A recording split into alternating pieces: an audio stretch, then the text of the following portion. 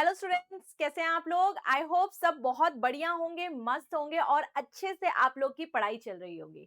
Welcome to the torque institute. I am Manu Gupta, your physics faculty, जो आज आपको class 9 force and laws of motion का lecture number 6 कराएंगे। And आज के लेक्चर में होने वाला है बहुत ही interesting topic. Yes, force and laws of motion का सबसे इंटरेस्टिंग टॉपिक जो कि है Newton third law of motion. ये टॉपिक इसलिए इतना इंटरेस्टिंग है क्योंकि बचपन से हम बार बार एक टर्म सुनते जा रहे हैं जिसको क्या बुलाते हैं, action reaction. For every action there is equal and opposite reaction. तो वो है क्या? That is actually your Newton's third law. और डेली लाइफ में भी अगर हम बात करें तो we have lot of examples on Newton's third law. Yes, is it? देखिए, जैसे अगर हम बात करें डेली लाइफ एग्जांपल्स की न्यूटन्स थर्ड लॉ को लेके, तो देखिए, तो ये क्या है? We have a gun here. तो जब गन से निकलती है बुलेट, जब गन से निकलती है बुलेट, तब भी न्यूटन थर्ड लॉ लगता है। बिल्कुल, हाँ जी, बिल्कुल लगता है।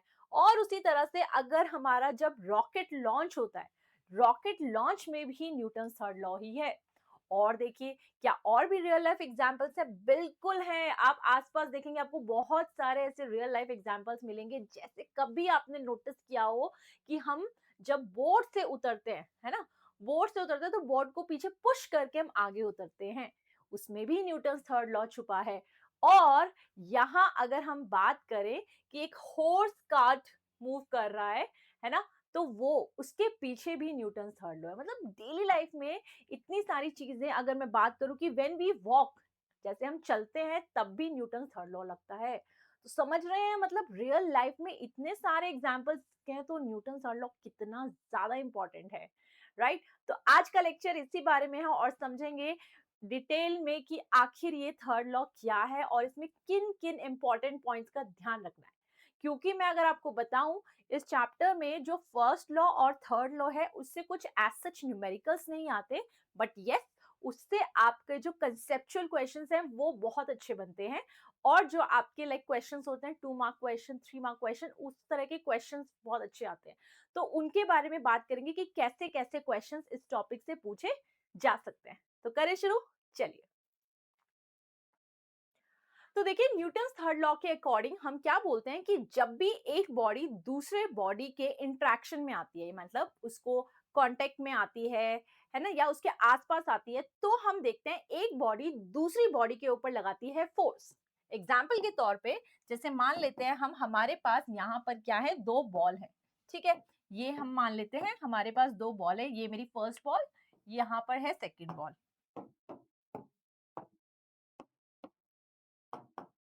तो हमने कहा, मान लो ये जब एक दूसरे के पास आए और पास आने के बाद ये टकराए, तो टकराते हुए क्या हुआ, जितना फोर्स इसने इसके ऊपर लगाया उतना ही फोर्स ये बॉडी इस पे लगाएगी। मतलब जैसे ही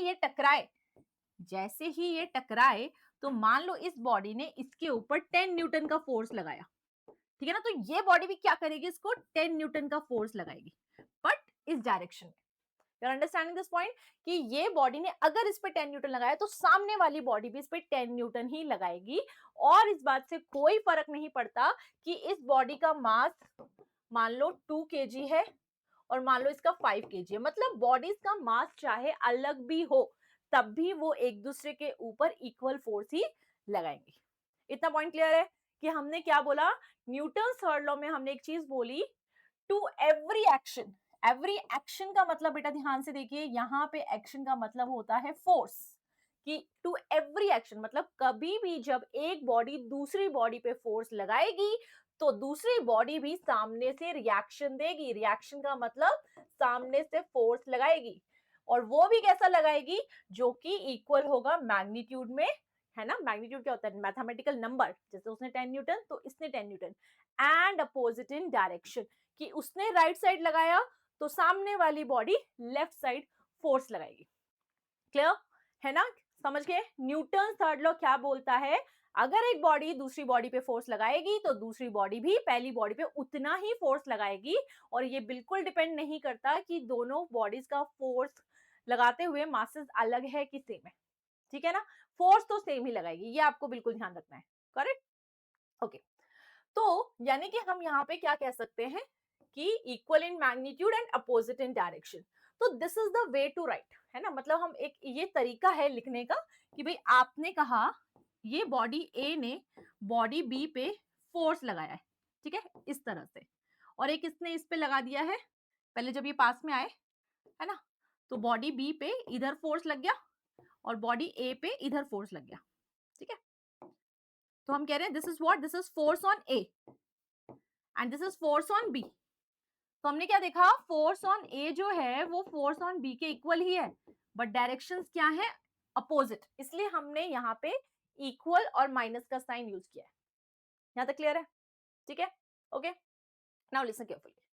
अब जब ना कभी कभी ना हमें क्या लगता है एक्शन रिएक्शन के केसेस में कि ना पहले एक्शन हुआ और फिर उसका रिएक्शन आया, मतलब पहले इस बॉल ने इस पे फोर्स लगाया फिर इसने इस पे लगाया, है ना, जैसे हमें ऐसे थप्पड़ पड़ता है, वो भी एक्शन रिएक्शन का ही एग्जांपल है ना। हमें क्या लगता है पहले थप्पड़ मारा गया फिर हमारे फेस के थ्रू रिएक्शन हुआ, बट ये हमेशा ध्यान रखना, इट्स वेरी इंपॉर्टेंट पॉइंट और एग्जाम पर्पज से भी बहुत इंपॉर्टेंट है। क्या इंपॉर्टेंट है कि action reaction forces act simultaneously. Simultaneously मतलब एक साथ ही लगते हैं, ऐसा नहीं है कि पहले एक्शन लगा फिर रिएक्शन आया, नो no. आपका जैसे ही बॉडी इंटरेक्शन में आई है हाथों हाथ action reaction, at the same moment action reaction लगेगा, ऐसा नहीं है कि पहले ये हुआ फिर वो हुआ। यू अंडरस्टैंडिंग दिस, साथ साथ में होती हैं ये चीजें, ये बहुत इंपॉर्टेंट पॉइंट है, तो इसको बहुत अच्छे से आप देख ले। The term action and reaction in the third law may give a wrong impression that action comes before reaction, but actually ऐसा नहीं होता। एक्शन एक कारण है, एक्शन एक कॉज है जिसकी वजह से रिएक्शन होता है, बट होते ये साथ में ही है ना। So there is no such cause effect relation implied in the third law, okay. तो ये पॉइंट हम जरूर ध्यान रखेंगे, ये कि ये सेम इंस्टेंट पे होते हैं, सेम मोमेंट पे ही अकर करते हैं। तो एक तो ये बनता है बढ़िया धांसू सा सवाल जो इस पे से आ सकता है, ठीक है ना, सही बात है, समझ गए, लिख लोगे, ओके। अब देखो एक और सवाल देखते हैं, मेरी तरफ से एक सवाल आपके लिए। अब जब बॉडी जब बॉडी पे हमने बात किया कि उस पे कैसा फोर्स लग रहा है, इक्वल एंड अपोजिट, ध्यान से सोचो, बॉडी पे फोर्स कैसा लग रहा है, इक्वल एंड अपोजिट, और हमने क्या पढ़ा था, ध्यान ध्यान करते हैं बैलेंस फोर्स को, right. If a body, if on a body the forces acting are equal and opposite in direction, तो फोर्सेस कैसे हो जाते हैं, बैलेंस्ड, और net force acting on the body क्या हो जाता है, जीरो। तो भाई एक बात बताओ, जब बॉडी पे फोर्स इक्वल एंड अपोजिट लग रहा है तो टकराने के बाद बॉडी वापस क्यों गई, या बॉडी ने अभी भी मोशन क्यों किया, मेरा बात समझ में आ रही है। Why does body moves if force is equal and opposite in direction? तो इक्वल एंड अपोजिट हो गया तो कहीं ना कहीं हम कह सकते हैं तो बैलेंस फोर्स हो गया, और भाई बैलेंस फोर्स हो गया तो बैलेंस फोर्स में तो नेट फोर्स जीरो होता है, और नेट फोर्स जब जीरो है तो जब बॉडी पे फोर्स लग ही नहीं रहा तो फिर वो मूव क्यों कर रही है फर्दर, बोलो कैसे मूव कर रही है। ये भी एक बहुत अच्छा क्वेश्चन है। तो इसका आंसर ये है बेटा कि जो फोर्स लग रहा होता है, ध्यान से सुना, फोर्स जो लग रहा होता है जब हम कहते हैं इस बॉडी पे, है ना, बॉडी ये है, अगर इस पे ही हम कहें 10 न्यूटन यहां लग रहा है और 10 न्यूटन यहां लग रहा है, तब हम कहते हैं this is the example of balanced force, तब बोला जाता है बैलेंस्ड फोर्स का एग्जाम्पल, ठीक है, तब आप कह सकते हो नेट फोर्स जीरो है।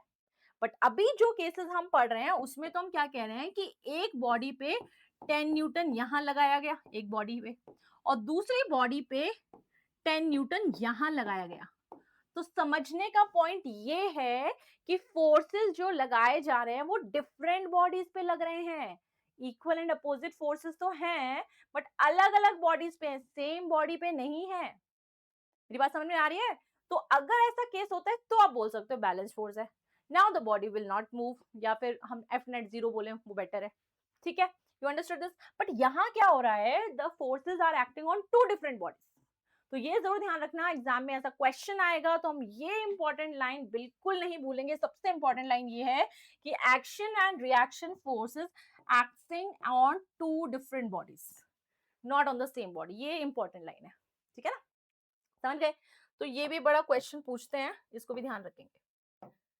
अच्छा चलो अब यहाँ आ जाते हैं, जहां हमने बोला था ना कि यहाँ गन वाले एग्जांपल्स में इन सब में न्यूटन थर्ड लॉ है। देखो ऐसे कैसे इसमें न्यूटन थर्ड लॉ है, तो हम अगर ध्यान से देखें तो होता क्या है, जब जब बुलेट बाहर आती है ऐसे, जब बुलेट बाहर आती है ऐसे, तो कहीं ना कहीं ये एक्शन है, और इसकी वजह से क्या होता है, ये गन के ऊपर भी फोर्स लगाती है पीछे की तरफ।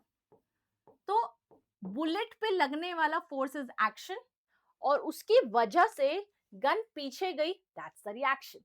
तो ये लगा न्यूटन थर्ड लॉ यहाँ पे। उसी तरह से यहां पर देखिए बेटा, यहां अगर हम बात करें तो हमारा रॉकेट ऊपर जा रहा है ना, ऐसे हमें पता ही ऊपर जा रहा है, पर ये कैसे ऊपर जा रहा है, क्या है इसके पीछे रीजन? एक्चुअली क्या होता है ना, नीचे से फ्यूल निकलता है, नीचे फ्यूल निकलता है, वो होता है एक्शन। और जैसे फ्यूल नीचे निकलेगा तो वो क्या करेगा, रॉकेट को ऊपर की तरफ फोर्स लगाएगा। रिएक्शन क्या होता है, अपोजिट इन डायरेक्शन। तो उतना ही फोर्स, जितनी तेजी से आप फ्यूल को नीचे भगाओगे, उतनी ही तेजी से ये हमारे रॉकेट को ऊपर लेके जाएगा। तो ये है एक्शन, तो ये है रिएक्शन, समझे? और देखिए, जब हम बोट बोट से उतरते हैं, ठीक है ना, ये हमारा बंदा है, ठीक है, ये बोट से उतरेगा, ठीक है, तो क्या करेगा ये पीछे इसने बोट को धकेला, तो इसने पहले किया एक्शन। अब बोट क्या करेगी, इसको इसको ऊपर पुश करेगी, इसको धकेलेगी, और ये धक्का जब लगता है ना, ये पुश जब लगता है ना, तब जाके हमें रिएक्शन मिलता है, और हम टप्पा खा के ऐसे आगे बढ़ जाते हैं, ठीक है ना। तो एक्शन किसने किया, हमने एक्शन किया। क्या किया, बोट को पीछे पुश किया, पीछे पुश किया, तो फिर बोट ने हमें आगे पुश कर दिया। तो एक्शन रिएक्शन, करेक्ट, ठीक है। और देखो यहाँ ये वाला एग्जाम्पल देखते हैं, और ये बिल्कुल वैसे एग्जाम्पल है जैसे अगर हम भी वॉक करते हैं ना, तो ऐसा होता है। देखो क्या होता है, जब ये घोड़ा चल रहा है तो ये क्या करता है ना, पीछे ग्राउंड पे ऐसे ऐसे क्या लगाता है, पुश करता है ग्राउंड को, है ना। तो ये एक तरह से क्या कर रहा है, ग्राउंड को एक्शन दे रहा है। अब ग्राउंड क्या करेगा, सेम फोर्स उसको देगा ऐसे, रिएक्शन। तो इसने एक्शन दिया ऐसे, तो इसको क्या मिल गया, रिएक्शन, जिसकी वजह से वो क्या कर रहा है, आगे बढ़ पा रहा है।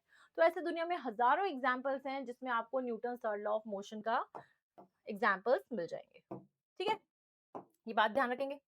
तो अब कुछ इंपॉर्टेंट पॉइंट्स जो हम कंक्लूड कर सकते हैं यहाँ पे, जो जो हमने पढ़ा, कि action reaction pairs acts on two different bodies, ये ध्यान रखेंगे। और फोर्स जो ये एक दूसरे पे लगाते हैं वो सेम लगाते हैं, चाहे आपका बॉडीज का मासेस अलग अलग हो तब भी। डायरेक्शन कैसी रहेगी, अपोजिट इन डायरेक्शन।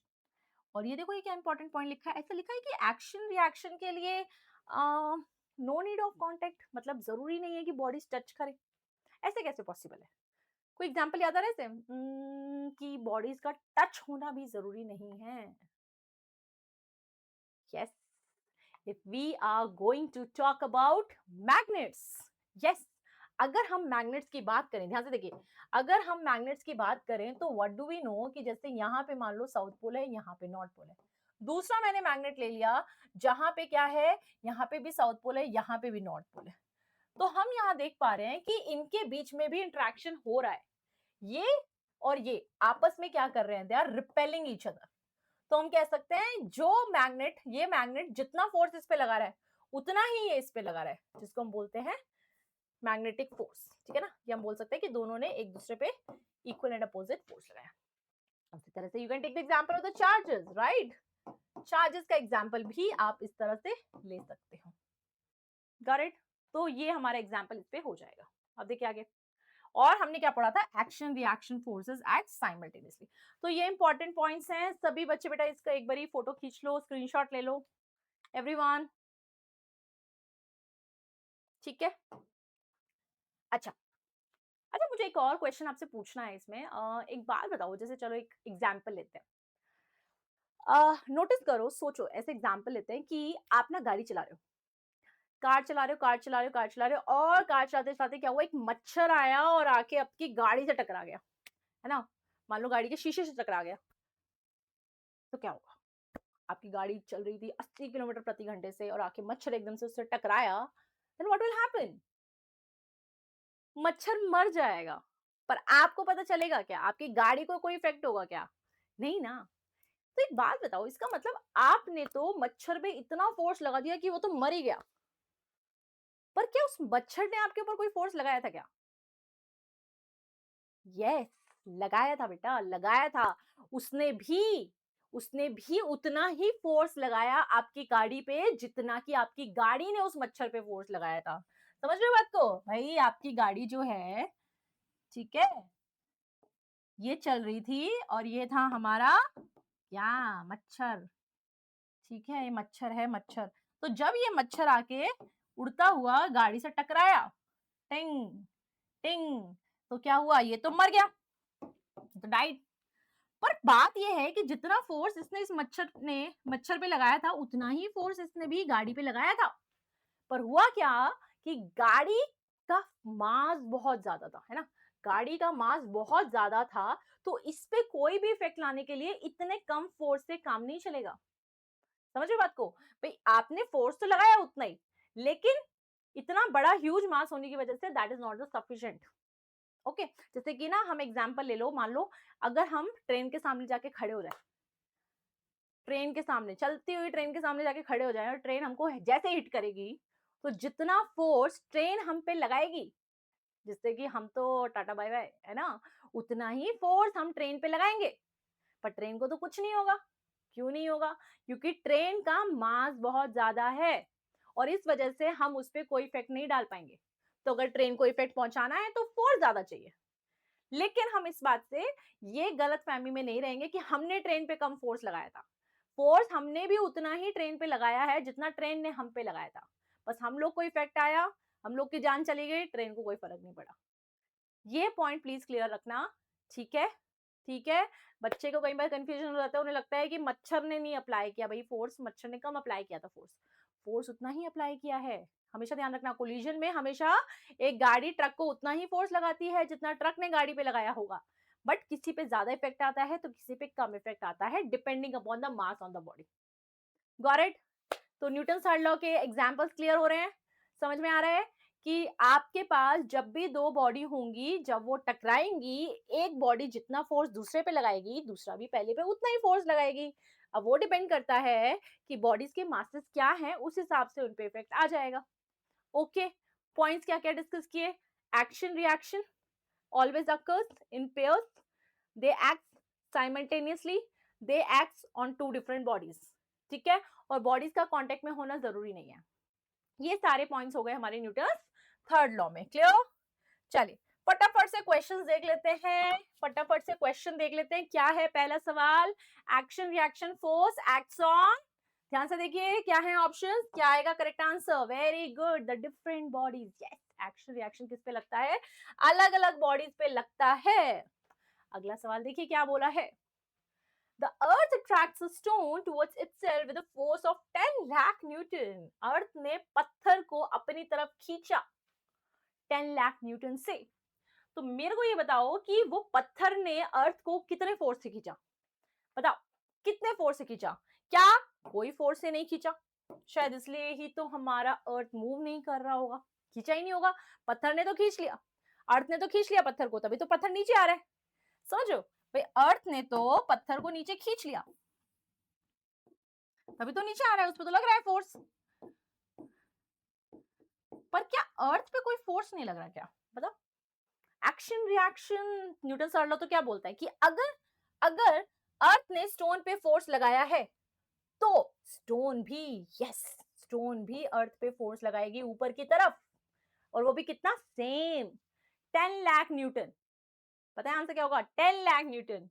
लेकिन हम देखते हैं कि अर्थ में कोई मोशन नहीं आता। क्यों नहीं आता? क्योंकि उसका मास बहुत ह्यूज है। उसका मास कितना है? 6 इंटू 10⁻24 kg, इतना मास है अर्थ का। तो उसको हिलाने के लिए बहुत ह्यूज फोर्स चाहिए, बहुत ज्यादा, है ना, बहुत चाहिए। इसीलिए देखते हैं हम लोग कि जो एप्पल है, बाकी चीजें हैं दुनिया में, वो फॉल करती हैं अर्थ की तरफ। ठीक है, क्योंकि वो मास उनका कम है, तो वो एक्सेलरेट कर जाती है। लेकिन अर्थ का ह्यूज मास होने की वजह से उसमें आपको मोशन दिखाई नहीं देता। सही है ना? ओके, तो समझा Newton third law. So I hope आपको मजा आया हो न्यूटन थर्ड लॉ के लेक्चर में, आपको क्लियर हो गई हो चीजें, और यही न्यूटन थर्ड लॉ की इंफॉर्मेशन हम यूज करेंगे अपने अगले लेक्चर में, जो है कंजर्वेशन ऑफ मोमेंटम। यस, अब नेक्स्ट लेक्चर हमारा होने वाला है कंजर्वेशन ऑफ मोमेंटम पे। पहले करेंगे उसका डेरिवेशन और करेंगे अच्छे अच्छे numericals discuss with hot question. तो चलिए मिलेंगे अपने नेक्स्ट लेक्चर में, तब तक के लिए सब बच्चे अपना ध्यान रखना, enjoy करना, है ना, and have fun. Thank you everyone. Take care. Bye.